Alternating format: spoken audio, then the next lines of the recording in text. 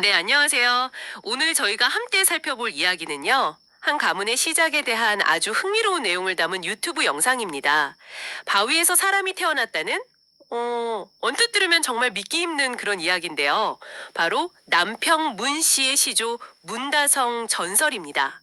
여러분께서 보내주신 이 영상을 통해서 신화와 역사가 어떻게 한 가문의 뿌리가 되어서 오늘날까지 이어지는지 한번 같이 따라가 보겠습니다. 네. 정말 흥미로운 주제죠. 모든 시작에는 사실 이야기가 따르기 마련인데 특히 한국의 유서 깊은 가문들은 그 기원에 아주 특별한 설화를 간직한 경우가 많거든요. 오늘은 이 남평분 씨 사례를 통해서 그냥 옛날 이야기로 치부될 수도 있는 이 탄생 설화가 어떻게 문안바위나 장자목 같은 구체적인 장소와 딱 결합되고 또 중시조, 문익 같은 기록된 역사와 만나면서 아주 강력한 정체성을 형성하는지 그 과정을 좀 깊이 들여다볼까 합니다. 여러분께서도 아마 이 과정을 통해서 우리 주변의 만의 시작에 담긴 의미를 좀 새롭게 발견하실 수 있을 겁니다. 좋습니다. 그럼 그 신비로운 이야기의 시작점, 그곳으로 한번 가볼까요? 전라남도 나주시 남평읍. 그곳에 있는 문안바위 또는 문바위라고 불리는 곳이 바로 무대입니다. 영상에 따르면 바로 이 바위에서 남평문 씨의 시조가 탄생했다. 뭐 이런 전설이 내려온다는데 내용이 아주 극적이에요. 네, 그렇죠. 전해지는 이야기는 뭐 조금씩 다른 버전도 있는 것 같긴 한데 그래도 가장 널리 알려진 건 이거더라고요. 아주 먼 옛날에요. 장자못이라는 연못과 문안바위에 오색 구름 같은 게 막 서리더니 갓난아기 울음소리가 들렸다는 거예요. 그래서 사람들이 가보니까 돌 상자 안에 눈처럼 피부가 하얀 아기가 있었고 마을 사람들이 이걸 되게 귀하게 여겨서 걷어 길렀는데 그 아기가 바로 문다성이 되었다는 거죠. 아하. 그래서 그 바위 이름에 그럴 문자가 들어갔다고 하고요. 아니 근데 바위에서 사람이 태어났다니 이건 정말 신화적인 설정 아닌가요? 그렇죠. 바로 그런 비범한 탄생설화, 이게 전 세계적으로 발견되는 아주 공통적인 모티프입니다.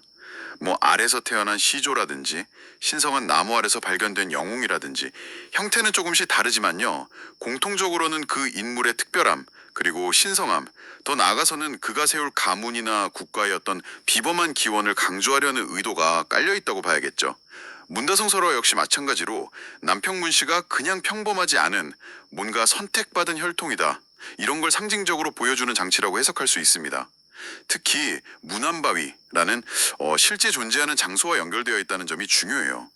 후손들한테는 여기가 바로 우리 가문의 성지다.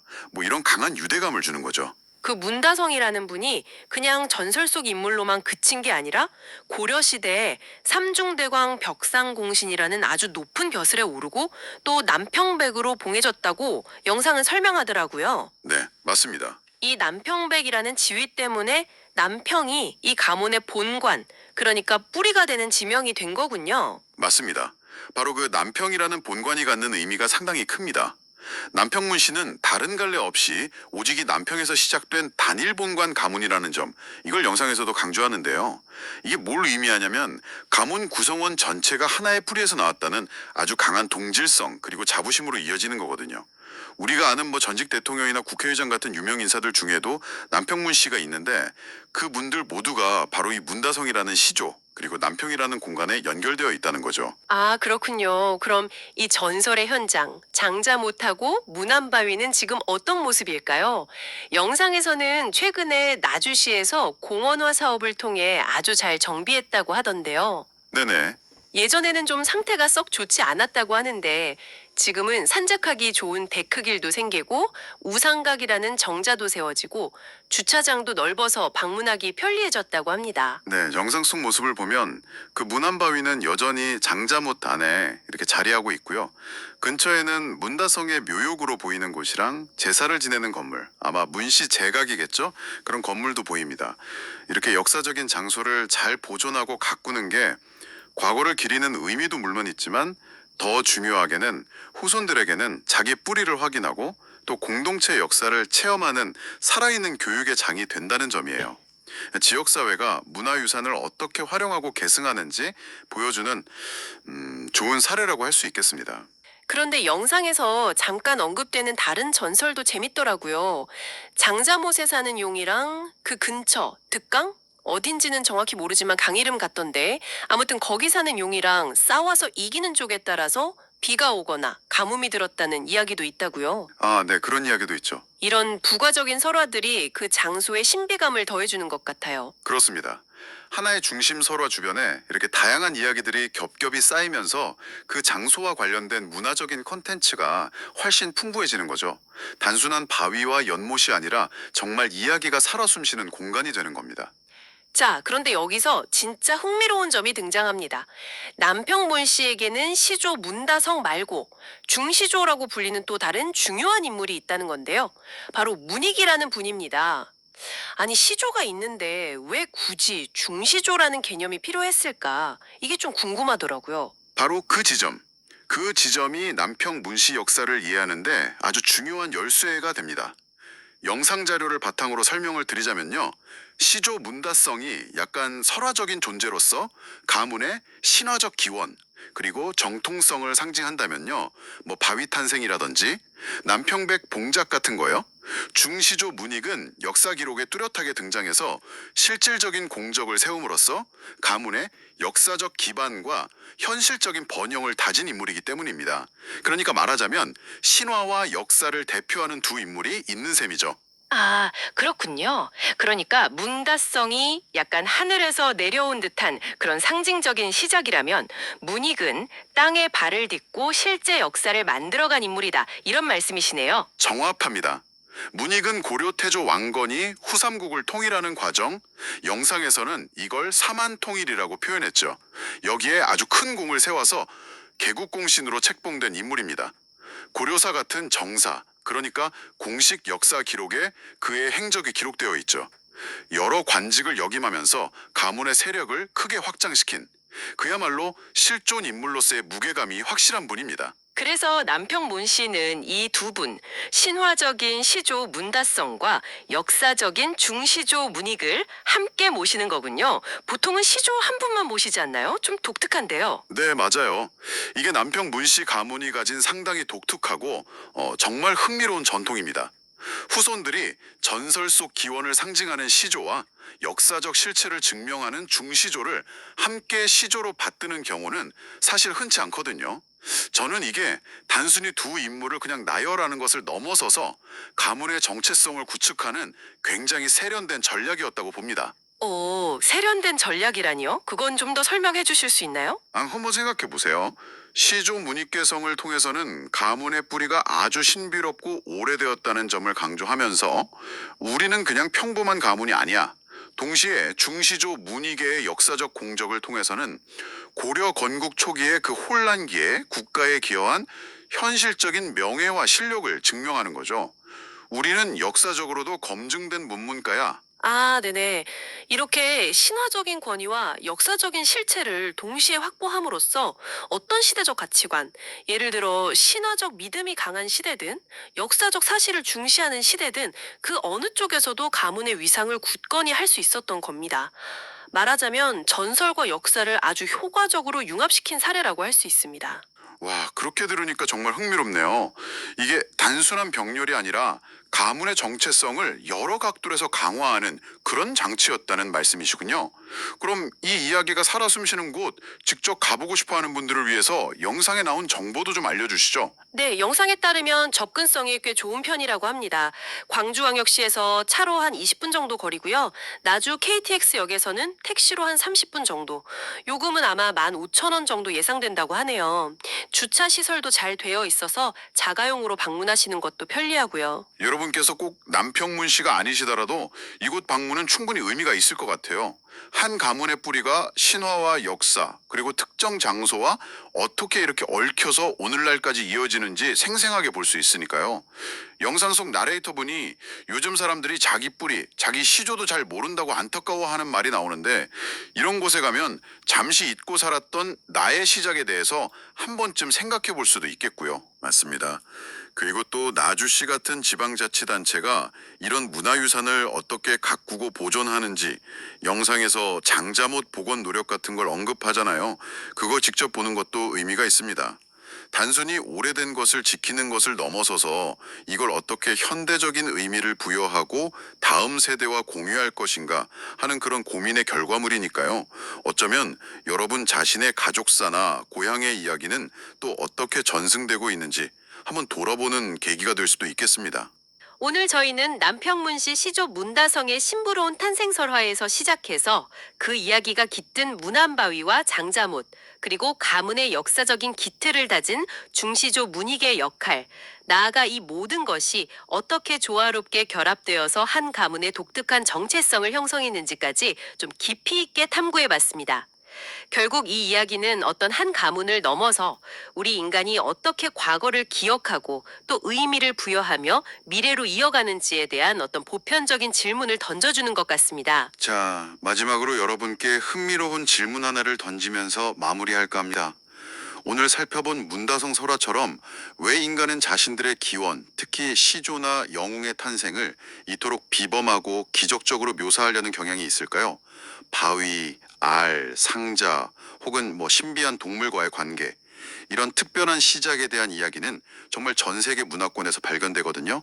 과연 이런 이야기들은 우리 안에 있는 어떤 근원적인 열망이나 필요를 반영하는 것일까요? 우리 스스로의 시작을 그냥 평범함 속에 두기보다는 뭔가 특별한 의미와 연결짓고 싶어하는 그런 본능 같은 걸까요? 이 질문에 대한 여러분 각자의 생각을 한번 정리해 보시는 것도 꽤 흥미로운 여정이 될 겁니다. 다음 시간에 또 다른 깊이 있는 탐구로 찾아뵙겠습니다.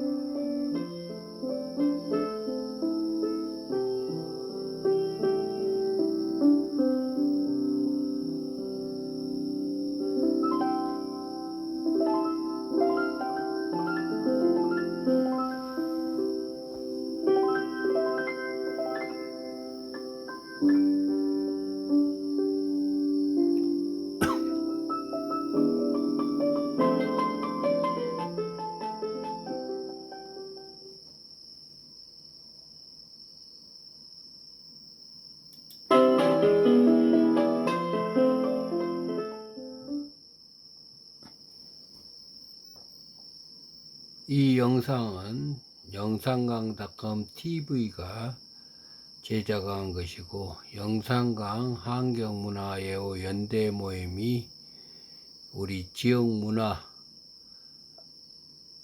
성씨를 알리기 위해서 제작 배포한 것입니다. 자, 남평문씨, 자, 장자못, 시조, 문다성, 문안바위 등 여러가지 설화와 천설을 함께 영상으로 엮었습니다. 감사합니다.